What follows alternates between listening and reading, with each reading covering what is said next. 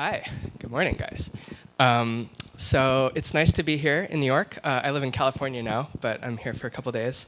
I'm gonna talk to you guys about. Well, I think there's this. I think there's this kind of myth that's perpetrated often, which is this myth of consistency, that it's really important to be consistent. And I think you hear this a lot, like if you go to art school or something and you talk to your professors and they tell you the one thing you should do is like find one thing and that no one else is doing and then do that thing incessantly, and kind of commit to it.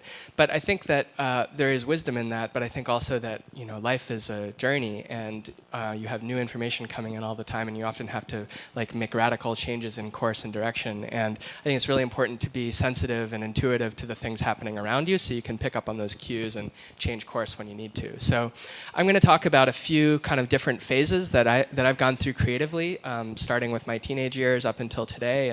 And each of these phases sort of comes with a kind of promise that it starts with. When I first enter into it, I think like, oh, this is going to be the thing that really does it. This is going to be the thing that answers all my problems, all my questions. And then inevitably, I realize that promise comes with a cost, and that each of these phases also has a downside or a weakness. And so it's kind of been this process of vacillating between idealism and getting those hopes shot a little bit. So I'm going to just talk through these 5 kind of phases, which pretty much go chronologically through my life. So when I was a kid, I was really interested in painting and in comic books, and the promise here with paint is that it's incredibly beautiful, it's incredibly human, very rich. And when I was a kid, I did lots of painting. This is a really awkward picture of me doing one of my first paintings, wearing pajama bottom cutoff pants, and really bad hair and braces. And then I got a little bit older and I started doing oil paintings. I started doing these landscape paintings, like with a field easel and a beret standing out in the rain, like, really absurd. Then I started keeping these sketchbooks. I saw a show of this guy Peter Beard when I was a teenager, and he really inspired me to start keeping really elaborate sketchbooks that would record my living experience. So I would fill them with all sorts of stuff, like ticket stubs and dead plants and dead insects and watercolor paintings and writings. And they were these very personal documents that kind of reflected whatever I was experiencing in my life, and I would try to add a page to them every single day. And I still have lots of these. Some of them were very, very personal. Others had photography pasted in. Just a bunch of stuff. And I loved this feeling of slowly creating something that became more and more beautiful over time, this record of my life that would become more beautiful over time. And that feeling is a feeling I never had on the internet, notably. And that insight would come back later to inform some of my other later work. But I never had that feeling on the internet of slowly creating something that increased in beauty. Everything was like these quick hits that were just being thrown away. So I kept these sketchbooks for about 6 years, and I stopped keeping them very abruptly in 2003. I was traveling in Central America with some friends, and I was alone one afternoon in San Jose, Costa Rica, and got jumped and robbed by 5 people with a gun on my head, and they took a knife and cut the strap of my bag and took a sketchbook that had like 8 or 9 months of work in it, and it was very traumatic. I got beaten up pretty badly and had these sunburned blisters on my shoulders that got ripped open, so I was bleeding all over the place. And it was this very traumatic experience, but it ended up being one of those things in life that is terrible when you're going through it, but that ends up being opening into a new way of doing things, a kind of doorway into a new way of doing things. And so for me, when that experience happened, I realized the cost of working with paint is that it's very fragile, very fleeting. And this isn't just paint, but anything that's physical and tactile. And so I was 23 when this happened, and I made a really decisive shift at that point, and I turned towards data, basically, as a creative expression mode. And data has these traits that I felt, which was that, well, no one can rob this from me. This is kind of invulnerable. And I also had this feeling when I was a kid that you could answer any question out there with data alone. And it was sort of had this worldview that basically went, give me enough data and then I will understand. Or give me a laptop and a web connection and I'll tell you anything you need to know about life. And those are things I really no longer believe, but that I believed when I was younger. And I think my decreasing faith in data as a means of getting insights has tracked with the general society's increasing faith in data as a means of getting insights. I think data has sort of become like a new pornography now, infographics in particular. And I think it's actually quite limited in the insights it can give you about things. But I didn't know that yet. So I was a young kid. This was back in 2004. This was the first sort of data project I did called Word Count, which was a simple visualization of the 88,000 most frequently used English words as a really long sentence. Then another one called 10 by 10, which was a grid of news photos automatically picked every hour based on international news coverage and 100 matching words that creates these photographic postcards of moments in history that you can browse all the way back to 2004, hour by hour.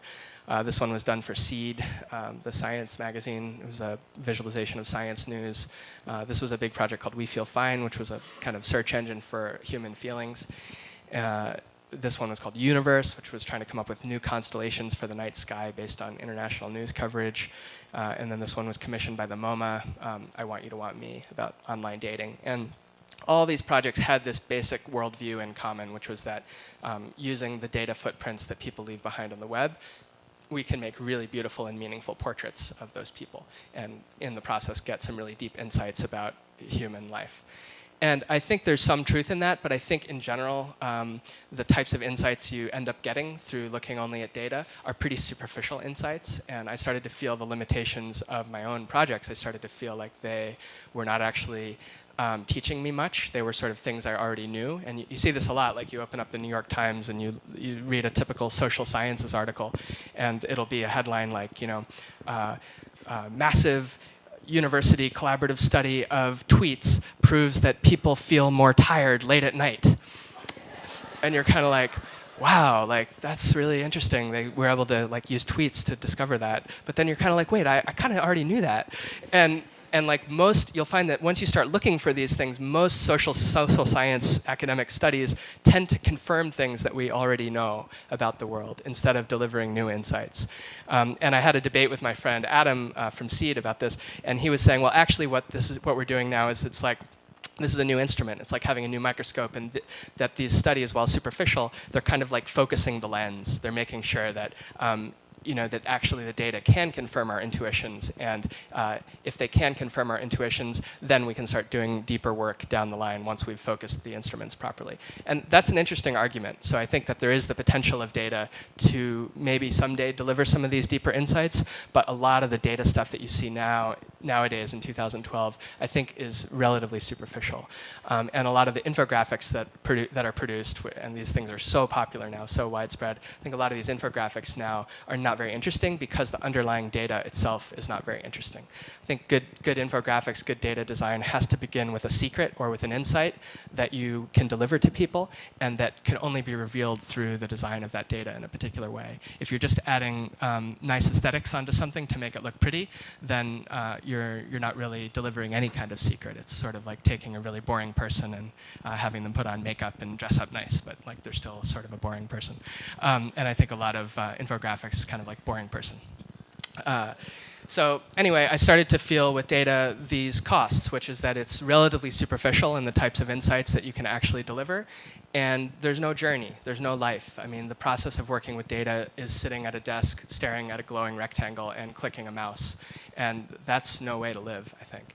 And I started to feel like my own body was sort of atrophying, and I wasn't living the life that I wanted to be living. And so in my late 20s, when I was around 27, I made a kind of shift away from data and trying to do projects that were more based in the real world. And this had this new promise, which was that this would be very vivid, this would be very rich, this would involve a lot of really beautiful experiences. And so I started designing projects that would take me to real-world situations, really intense real-world situations. The first one I did was documenting a whale hunt up in Barrow, Alaska, for 10 days, taking a photograph every 5 minutes, and then increasing that frequency when my heartbeat got fast, up to about 40 photos in 5 minutes. So it was like sort of replacing the computer program as the means of data collection with myself as the means of data collection, but following a similar rule set.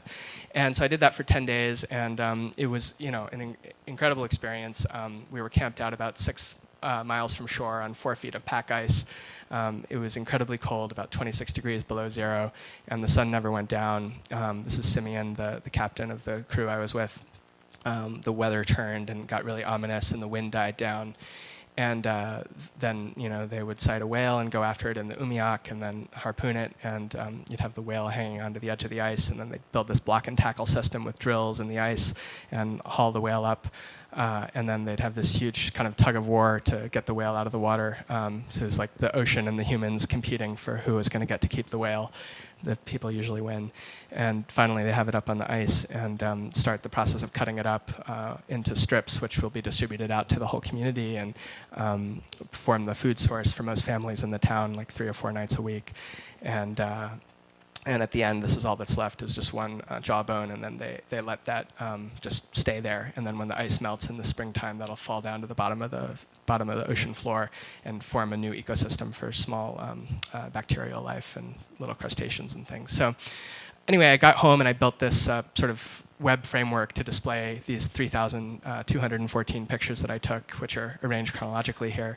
And I won't go into this. You can check out this project online, just Google the whale hunt. But it's this whole kind of interactive framework for browsing this data. And then I liked that experience. I thought it was really rewarding. And so I designed another kind of similar project, this one in the Himalayas in Bhutan, really small Himalayan kingdom about the size of Vermont.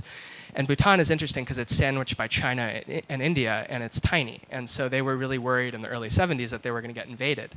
And so the king, Jigme Singye Wangchuck, who's pictured there with his 4 wives, who are all sisters, designed this concept called gross national happiness, which was their sort of answer to gross domestic product. And this thing is marketed up the wazoo in Bhutan. They've got billboards, they've got conferences in Bangkok every year, they've got all these foreign academics employed to study the happiness of the Bhutanese people with Excel spreadsheets and surveys and this sort of thing. They take it really, really, really seriously. And I thought, like, it's happiness, like it shouldn't be taken that seriously, like, that seemed weird. So I decided to do a sort of silly project there where I would hand out balloons to people and ask them how happy they were from 1 to 10, and then give them that many balloons. So you have like really happy people holding 10 and like really sad people holding 1 balloon. And I thought it would just be like silly, and I would ask people to make a wish to write on the balloon of their favorite color. And so this dude here wanted to live, all the monks had the same, all the monks were 10 happiness, and all the monks were like basically wanting to live a long life in the monastery or go a good path or this sort of thing. They were all on message, But then there were some really intense ones, like this girl told me her wish was to have been born a boy, which was totally out of the blue. She said that she felt like women in Bhutan didn't really have an opportunity to live a good life, that they were always subservient to men, so that was her wish. This kid wanted to join a school and learn to read. This guy was an old itinerant farmer, and he said he wanted to come with me so he had somewhere to live, which was like really intense. But I want to show you this one in a little more depth. This is a nun that I talked to who was the same age as me when I was talking to her. This was a few years ago. And this encounter with this nun continues to really haunt me to this day. I'd been there about 2 weeks. She was one of the last people I spoke to, and she'd been living in this hilltop nunnery since she was 13 years old. And she wanted to make a pilgrimage to Tibet for her wish. But she was incredibly articulate and funny and beautiful, and felt like the type of person you could run into here in Brooklyn in a bar and like have a conversation with. But she'd been living in this nunnery since she was a little girl. And basically her grandfather had instilled in her a really deep fear of death and of going to hell. And he made her believe that the only way to avoid that would be to join a nunnery. And so that was her reason for joining. And so I was talking to her about this fear of death, and I'm just going to play you a bit of the audio from our conversation. So I'm really afraid to die. You're afraid to die? Afraid of death. You're afraid of death? Without religion, without dharma. Without religion? Yes. Are you still afraid of death now that you're here in the nunnery? No, of course, but not that much like before. Yeah. And as your life goes on and you meditate more, do you think you will become less and less afraid of death? Yes. That's your hope? Yes, definitely. Yeah. Yes. Yeah. And is that partially why you want to go to live in your cave? Yes. Yeah. And I have to see the truth. Yeah. So I asked her what her plan was. Like, we were the same age, and I said, what are you going to do the rest of your life? Are you going to stay here in the nunnery? And she said, well, actually, when I turn 30 or so, I want to enter a hermitage. And I'm like, hermitage? Like a cave? And she said, yeah, like a cave, yeah. And people would bring me my food. And I said, how long do you want to stay in the cave? And she said, well, maybe until I die. So she wanted to spend the rest of her life in this cave. And so I'm just going to play you a little more audio from this part of the conversation. I think I cannot stay for 35. Maybe die. Maybe you'll die. Yes. Well, 10 years. 10 years Yes, even yeah. is a long time. Yes. Yeah. Not maybe 10 years. Maybe I can die within 1 year or something like that. Are you hoping to? Because it's impermanent. Yeah. But yeah. Yes. Yeah. Okay. Do you hope would you prefer to live in the cave for 40 years or to live for 1 year? But I prefer for maybe 40 to 50. 40 to 50. Yes. Yeah. From then I'm going to the Yeah. heaven. Yeah. Yeah. Well, I wish you the best of luck with it. Thank you. I hope it's everything that you hope it will be. So, okay. Thank you again so much. You're most welcome. So she basically said she hopes to live in the cave till she's 40 or 50 and then die. And it just struck me so strongly because I come from a culture, most of us come from a culture where life is preserved at all costs. Like, people alter their biology, they pop pills, they do all these complicated medical procedures, all of these things to avoid death as long as possible. And here was someone who was actually trying to make death come more quickly. And it was just so strikingly opposed to my way that I'd been brought up. And part of me wanted to whisk her away and be like, come with me to New York, I'll show you a different lifestyle. And but then another part of me felt that actually she was the wiser one than me, and she was the one that had to teach me things, and that it felt really blasphemous even to have that thought of it and asking her to do that. So I left and said goodbye to her. We talked for about an hour and a half, and this conversation and this encounter really haunted me for a few weeks, and it continues to this day.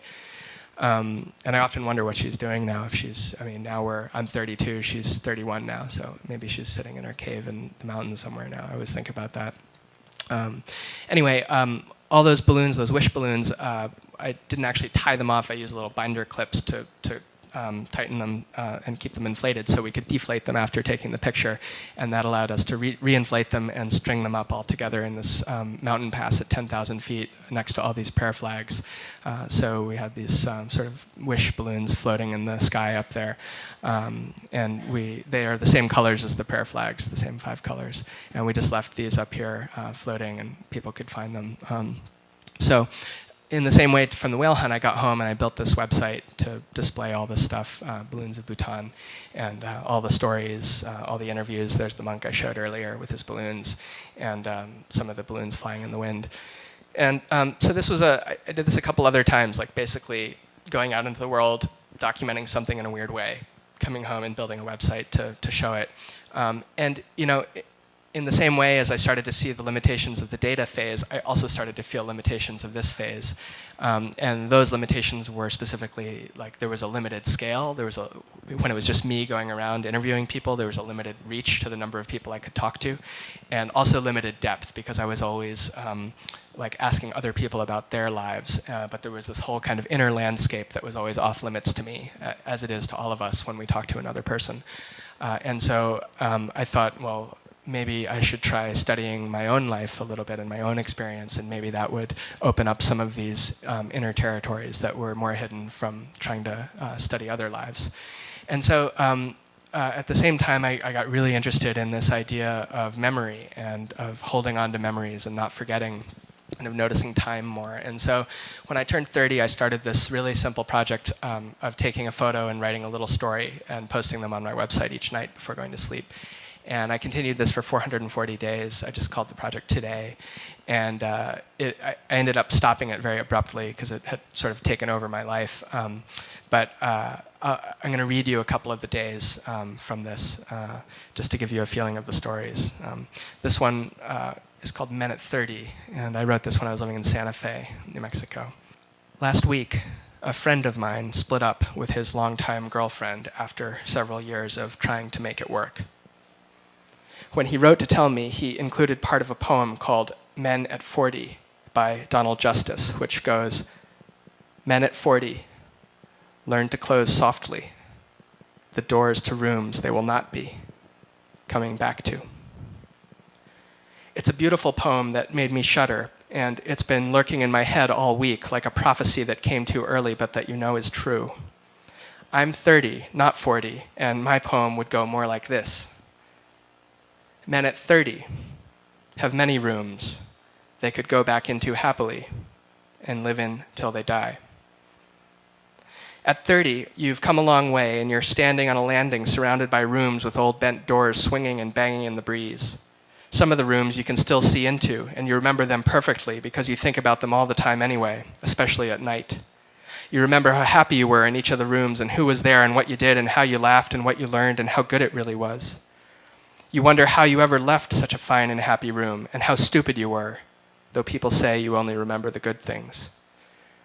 At 30, you're standing at the top of the stairs, looking madly around at all of the doors, and you wonder if you should go back into one of the rooms and which one it would be, but it's so hard to decide because there are pieces of you in each of the rooms, and going into one would mean losing the parts of yourself that are in all the others, and you wonder why you can't be in multiple rooms at the same time, but you know it doesn't work that way. So you have to decide if you should keep climbing the stairs to look for a new and better room on some other higher floor, or if you should knock on a door that you already know, where the chairs and tables know the feel of your body, and where walking through the door feels like coming home. The poem gets into me because I know I have to start closing doors, but I don't like to be reminded, because it's very sad to think about closing the doors to such beautiful rooms that never really got a chance because there was always so much climbing to do. In 10 years, I know that most of the doors will be closed, and that the act of closing them softly will be a lot like gassing a faithful Labrador you used to love, but you just can't care for anymore. And this passive silent softness will somehow feel more violent than gorging out organs with a spoon. Sorry, a little intense. This one is a very different tone. This is an 84-year-old sheep farmer that I met in Iceland when I was living there. I lived in Iceland for most of last year, and my father came to visit me, and we did a little trip together, and I took him to meet this sheep farmer. And we walked into this man's house, and it was the most horrendous-smelling room that we had ever been in. And he actually thought, my dad thought that the man had a dead sheep carcass somewhere in the house. But in fact, we realized that it was rotting shark meat, which he had hanging from the ceiling. And that's what the smell was. So this is called Only a Man. Come into my home, and I will serve you coffee cake and milk and shark meat. I will pull it from the ceiling, and you will brush away the flies, and I will cut it sideways with my penknife, and you will run into the grass because you cannot stand the smell of it, and I will laugh and pound the table with my hand and spill the coffee. I will take my guns and shoot the mink that eat the birds and break the eggs and kill just for the hell of it. My sister will be in the kitchen, and she will bring the things for us to eat, and we will eat them on my bed with a table in between us, and I will show you photos. I will get them from the hallway, and you will see how they are only showing things I love, accordions and cameras, and all my sheep, especially the gray one, and all my cars, especially the red one. I will treat my sheep like kids because I never had a wife and I never had a family, and they are very beautiful, especially the gray one. But I will get old, and it will get hard, and my back will give out, and I will have to send the sheep to slaughter, and it will take me years to get over the sadness. But when I am over the sadness, or anyway, to help me get over the sadness, I will use the money from the sheep to buy some cars, and I will not buy 1 car or 2 cars, but 3 cars. And I will keep them in my barn under the plastic and under the shark meat, and I will not drive them, but sometimes I will drive them, and park them all around the valley, in front of the mountain, or in the fjord, or out in the snow or the flowers. And I will take pictures of the cars in these places because I love them equally, the places and the cars, not to mention the sheep. I will take pictures of the cars, and I will put the red one next to the blue one, and the blue one next to the red one, and the blue one next to the blue one, because I have 2 blue ones. I used to be a road man, then I was a mailman, then I was a mink man, then I was a sheep man, but now I am only a man. And I hope you liked the coffee cake and milk and photos, even though I know you didn't like the shark meat, and it was too hot in the house, but I will never open the windows because there was a time when we were cold. I was doing this project, and I got really interested in this idea. This is a quote from Carl Jung, and it says, "One without a myth is like one uprooted, having no true link either with the past or with the ancestral life which continues within him, or yet with contemporary human society. To know your myth is the task of all tasks." And I became really interested in this idea that, like, of all the stuff that we do in our lives, you know, we make art, we make money, we make kids, we make families, we travel, we start companies, all of the stuff that we do, that in some way all of those things fit into a larger container, which is our life story. And that thing is actually what we're creating. The story is actually what we're creating. And that all those things are like chapters and aspects and facets of the story, but actually the creation is the story, the larger thing. It's like life itself is being the thing you make, like your work of art. And I think that when you start to see life that way, it has a big effect on how you live your life and how you spend your time and the type of choices that you make.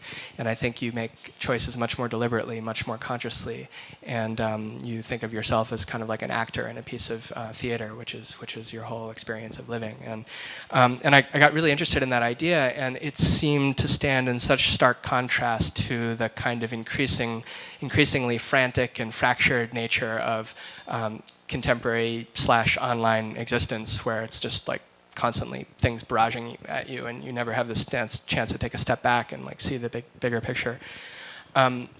So I was thinking about all of this, and at the same time I was doing this project every day of posting a photo onto my website and writing a story, and I started to feel the cost of this particular line of inquiry, which was that, like, there is this trade-off, because the more that you document your own life, the more you check in, the more you tweet, the more you post photos of what you did last night, the more you do all this stuff, or even in my case, the more you listen for little lines of dialogue that could make their way into stories, and the more you photograph moments, in a way you start to step out of those moments. And if you do that too much, you kind of become a spectator to your own life, and it's very hard to actually feel like you're engaged with it. And I started to feel that myself. Like, I started to feel really disconnected from my relationships, from my family, even from moments. It was weird because I was simultaneously hyper aware of what was going on around me, but also feeling outside of it, like I was just watching.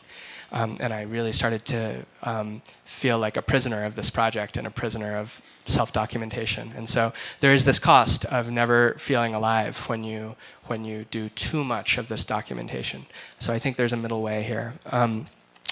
But this brings me to the last part I want to talk about, which is building tools. And building a tool is a dream that I've always had for maybe the last decade or 12 years or so. I've always wanted to build a tool that many people would use every day and incorporate into their everyday lives.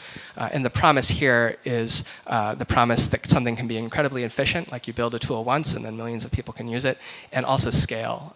The impact you can have with designing a tool like Google or Twitter or something like that is much deeper than the impact you can have designing a piece of art that people maybe look at once or maybe 5 times. And so this has always been a kind of a desire of mine to build something that would have this, people would develop relationships with, that would continue over time. And at the same time, I was noticing some things happening in culture more broadly. And in particular, there were these 4 kind of forces I was noticing. And these were both things that had to do with online culture, but also just culture more broadly. And I just want to briefly touch on what they are, because they were very informative to this tool way of thinking. So the first was compression. I was noticing that communication was getting shorter and shorter and more compressed. And this actually predates internet. Like, this goes all the way back to letter writing, or even before that, to conversation being replaced with letter writing, being replaced with phone calls, then faxes, then emails, then text messages, then chats, then tweets. And each of these things gets shorter and faster and more compressed than the thing that came before it. And but we're at this interesting point now where we're kind of like tweeting, like that's sort of the mode right now. But it's unclear that there's another level of compression after that. Like, I think we're close to hitting a terminal velocity of compression. Like, we can't compress more. There might be one more level of like grunting at each other or something, but I think it's like pretty close to maxed out. And so what do we do? Like, do we bounce back in the other direction, like craving more depth again? Do we keep tweeting? Do we abandon technology altogether? Like, what happens? So that was a question I had. And related to that was disposability, this idea that like we are this generation who's okay with the fact that the vast majority of the self-expression we put out there into the world, our thoughts, our opinions, our feelings, will be swallowed up moments after we post it by the torrent of new stuff that comes after it. And so communication and self-expression in this way takes on a disposable quality. It's almost like you go to the store and you buy a hamburger and you eat the hamburger and then you throw away the wrapper. It's like that sort of thing. Like, you get what you need, you consume it, and then you throw it away. And a lot of communication takes that. Like, you even think of these things flaring up, like being huge cultural phenomena, like the Coney video, like a month ago. Everyone's like, oh, Coney. And like, who's talking about that now? Like, things have these very short half-lives now. I think I saw a post on the Bitly blog a few weeks ago that the average half-life of a link is about 3 or 4 hours. And then it's like human attention all of a sudden at a species level looks at one thing, and then it gets bored and it moves to the next thing. And that's what's happening. A lot of stuff is very disposable now. The third thing I saw was that curation was replacing creation as the predominant mode of self-expression. And this has been dramatically helped by services like Tumblr and Pinterest and Twitter that make it very easy to assemble lists and boards of things that you find cool or interesting and use those things to express yourself. And so it's a little bit like walking into somebody's apartment and judging them as a person by the stuff they have hanging on the walls instead of actually speaking with them. And I think that it is possible to express yourself through curation, for sure. That is a mode of self-expression, but it's become so dominant in the last few years that there's been a big decline in direct creation, this whole like remix culture and pointing to things. I can give you one data point. In We Feel Fine, the emotional search engine I made in 2005, that used to collect around 20,000 feelings per day in 2005. And now in 2012, 7 years later, the overall number of web users is way more, but it collects around 8,000 feelings a day. So the overall amount of self-expression on the web has dramatically declined in the last few years, and I think that's largely because of the rise of curation. And then the fourth is self-promotion, and it's like we're all sort of living our lives as advertisements now. And we assemble these online personas through our Facebook profiles and our personal websites and all of these things, and it's sort of like this big, species level pissing contest where everyone is trying to see how awesome they can seem to the people that encounter them online. Like, look how hot my girlfriend is, look how wild that party was, look how fun my trip to France was, all of this stuff. And it's almost like we're turning our lives into ads. And that's a new thing, too. I think there's always been the conventional wisdom in like art school that the one thing you can do that's best for your career is to develop an online brand around yourself. And that is true, I think, when it comes to business stuff and developing a creative brand, it's good. But we're increasingly doing that as humans, too. Like as individuals, we're trying to kind of advertise ourselves. And that's another trend I saw that was kind of weird to me. And so for each of these things, I was interested in offering a kind of counterforce. So where there was the compressioning, I was interested in seeing like a deepening. When there was the disposability, I was interested in building more of a timelessness.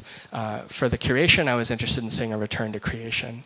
And in the case of self-promotion, I was interested in helping foster more of like a contemplative self-reflection. And so these four trends were like very much on my mind, and they influenced the design of Cowbird a lot. I want to just talk about a few other final points about sort of companies, because we started a company around Cowbird in February on Valentine's Day, which is something I never thought I would be doing. But I've been living out in California in Silicon Valley, and I've been very immersed in like startup land, which is bizarre. And I just want to talk about a few of my observations that I've seen. So the first is this idea that like we're living at a very interesting point right now where there's a very small number of people in the world who are mainly guys, who are mainly between the ages of like 22 and 35 or so, who are mainly living in New York and San Francisco and maybe a little in London and Berlin. And these people are having a really big effect on the behavior of hundreds of millions of humans alive right now through the software that they design and introduce into the world. And this is a relatively new phenomenon, I think, where so few have had an impact on the daily behavior patterns of so many. And that these software engineers, as they call themselves, are really more like social engineers. And this applies to me too. I mean, to the extent that I design tools that people use, you are really a social engineer, not just a software engineer. But I don't think many of them realize that or think that way. When you're designing this stuff, it's important to understand like how technology functions. And this is actually classic Marshall McLuhan, which is that like all technology extends some pre-existing urge or condition that's already part of us. So you have a hammer and that extends the hand. You have a piano and it extends the voice. All of these things are extending stuff that's already in us. So when you're designing a piece of technology or software, it's useful to understand like what is the urge within humans that you're extending with that thing. And the extension can be dramatic. I mean, if something becomes viral, it can be like taking someone's arm and like stretching it out to be 500 feet long. And that's the effect that software can have on exaggerating urges. So it's really important to understand the urges you're exaggerating. And so when you do all this stuff, I mean, when you're exaggerating people's urges, changing their behavior, engineering their behavior, all this stuff, I think it really calls for a kind of ethics, like a sense of ethics. And in like drugs and other drugs, we have like the FDA to regulate how drugs are introduced. In software, there's none of this, and it wouldn't work also in software because technology changes too quickly. You couldn't have any central place to regulate it. But I think there could be a kind of self-directed ethics that comes from inside the heart and the mind of each creator. And I think this is actually really necessary, and I think it would be great for the engineering community to come up with a kind of common set of ethics that people generally agree on for how to design software so as not to take over people's lives.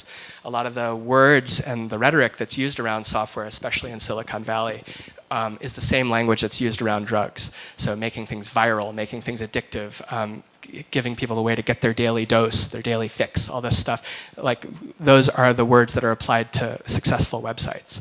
But these are also the words that you would apply to drugs. And so that's interesting, I think. And so when you're thinking of companies, and web companies in particular, I really think they generally fall into one of two categories. You have these companies, the first type of companies I would call marketplace companies, which basically connect one group of people to another group of people and let them accomplish a task. So you have Kickstarter, like connecting creators to backers. You have Etsy connecting buyers to sellers, Airbnb connecting travelers to hosts. All of these companies are kind of like solving a problem in the world and letting people get on with their lives quickly. And I would call them like healers because they're solving a problem quickly.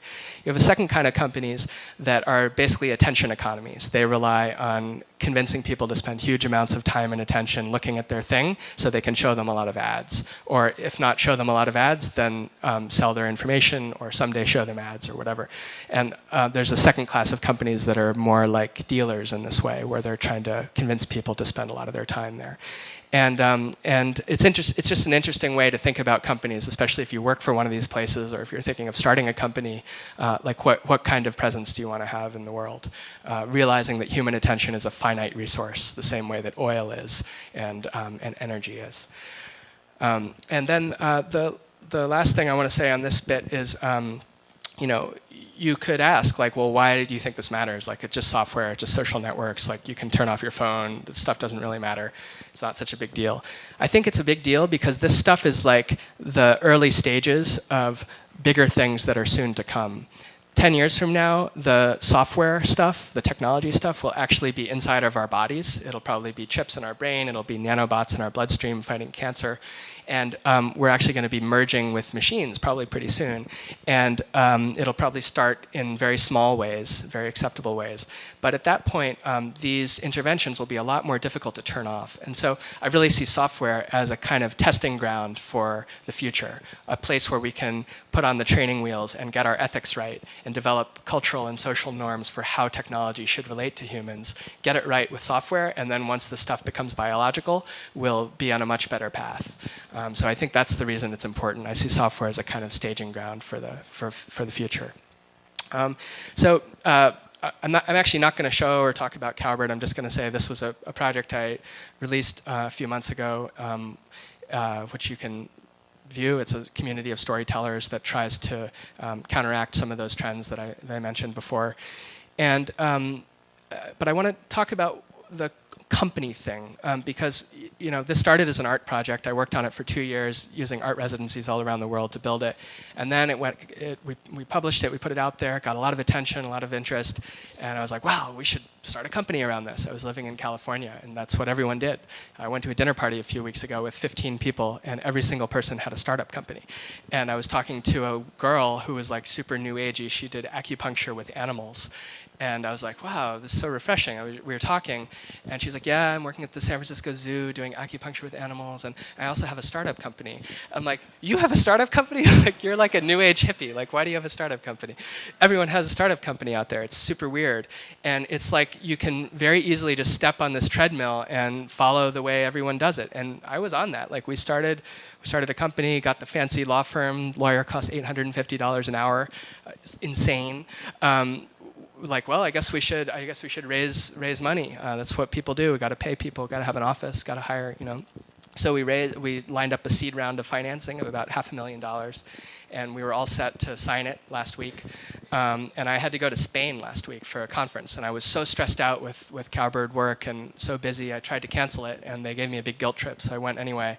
And I spent like the whole time just basically pacing the streets of Barcelona, sitting in cafes, and just taking a step back from everything for the first time in months, and realized the path that we were on was not a path I wanted to be on.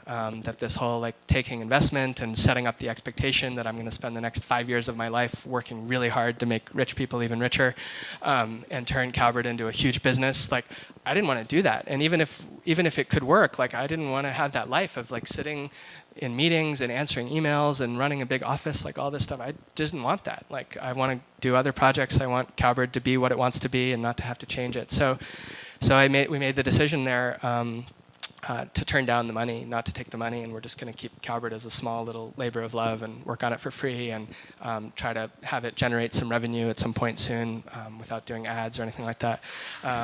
Thanks. And it feels like a huge weight lifted. It was like a huge weight lifted, and it feels so much like more pure and honest and without the pressure.